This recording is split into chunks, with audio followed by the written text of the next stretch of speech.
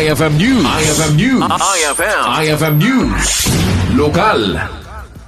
Naiget ang mamon monitor dagiti agkalkala pa iti sakupen when fish sanctuary iti iliti Burgos. Segon kan ni Mayor Crescente Garcia, addan dagiti sumagmaman a grupo kon individual tinamulta ken nawarningan gapo iti daytoy.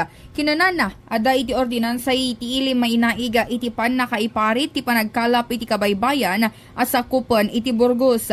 Inay na saan na may parit ti agkalap laket di saan dagito nga agos usar iti illegal awagas iti panagala ti ikana kas kuma iti panagusar ti dinamita kanda dumapay gapo taado iti coral reef iti lugar kan mairamraman pay ang madadaol dagitoy. Dahil may isang nakita na problema na previously at dadalhin natin tayo kasi Sumrek iti fish sanctuary tayo ako at natiliw pa, hindi maritime tayo.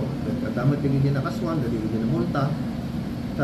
Kaday ako agad adang ordinansa tayo, iti panagkalap, iti Pannakaiparit, iti panagkalap within our sanctuary.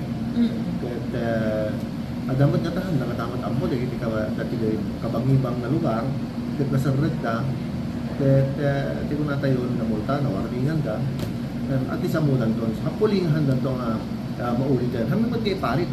No, may da iti kabaybayan ni lakad di nga legal at panagkalap da. Kay parit yung dinamita, saya na kung natatuma yung illegal nga wagas ti panagkalap. Yan lang kaya. Tagay mo rin ito sir? Adada iti dadoy, adada iti sumasabaling lugar, let's say, dadapay tagabado, masukin, pagukod, natulungan.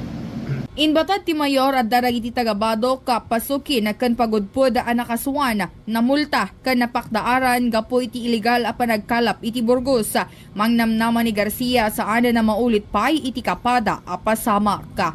Para iti IFM News, Idol Bernadette Toledo, Tatak, IFM. IFM News. IFM News. IFM News. Lokal.